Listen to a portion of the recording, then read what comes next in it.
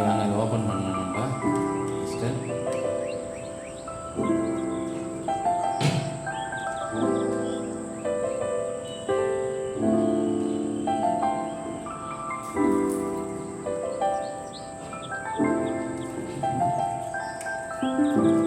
அவ்வளோதான், இதை கட்டியாச்சு.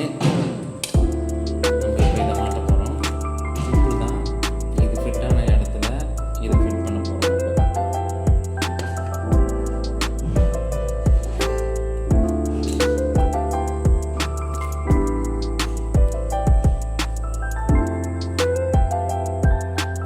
லூஸ் பண்ணிட்டேன்.